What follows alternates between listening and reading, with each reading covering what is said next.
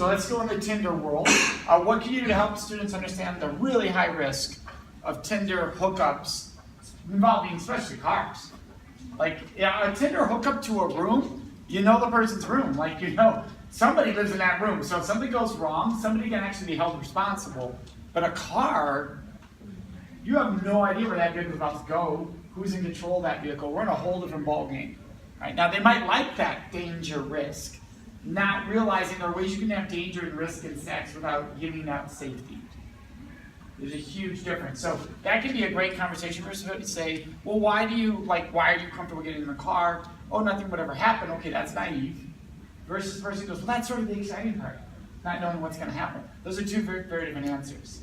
All right? Nothing's going to go wrong. Well, then you get examples of things going wrong.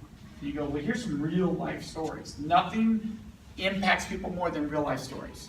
Now, don't hand them an article, they're not going to read it. Like, you have to know the story and share the story. So it takes a little research to do that.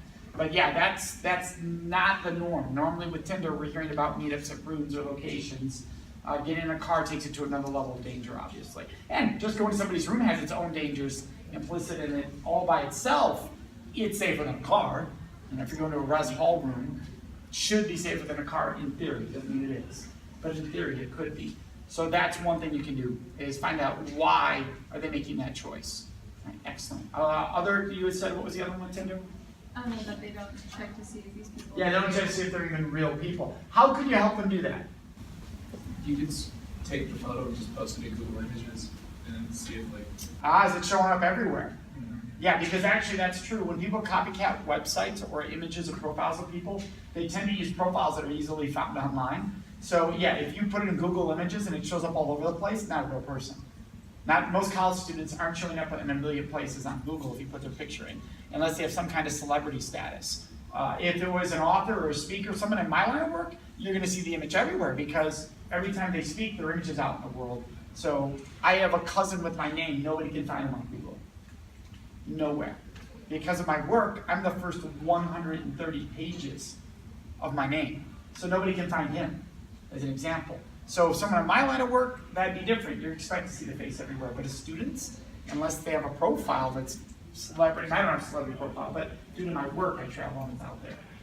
Yeah, that's a great thing. Let's look at the picture. Does it show up anywhere else? You can FaceTime them. All right, so before meeting with them, FaceTime them. All right, that's a great answer, actually. All right, even if somebody's going, we're giving up a little bit of your identity. You're giving up your identity the moment you walk in the room. All right, so FaceTime, at least you don't have to meet them. You could go, whoa, it's not them. If they won't FaceTime, should be red flag. Like, wait, you want to hook up right now, but yet you won't let me see you. Something's seriously wrong. Or I'm in a place where I can't FaceTime. I thought we're meeting in your room. Right? Logic has to apply there. So that's great. All right, any other advice? Yes? I usually try to tell them, if they're not going to at least Snapchat or FaceTime to validate that that person is real, to set up a meet in public first. There you go. Meet in the most public space possible. Let's go meet over here. Is it pronounced Du Bois? Okay, I just want to make sure. Let's go meet at Du Bois, right? Let's go meet outside Subway. That's a very smart move. Now, you want to think what time of the day it is. Because to say let's meet at Du Bois, and let's say they've been watching you, people forget about this, they might have already know who you are, but you don't know who they are. That's possible. So if they know you're walking somewhere, now they're looking for somebody walking where it's not well lit. So they could give you a public space, but to get there you have to go in a dark area, and they don't show when they watch you leave and they know who you are. Right? They go to the spot, watch you not find them, and go back to your place, and now they know how to follow you. You're by yourself and you're looking for someone. So there's risk. Right? So even if it's a public space, you have to think about, is it a well-lit traveling to and from? Is it a high traffic area to and from? Good questions.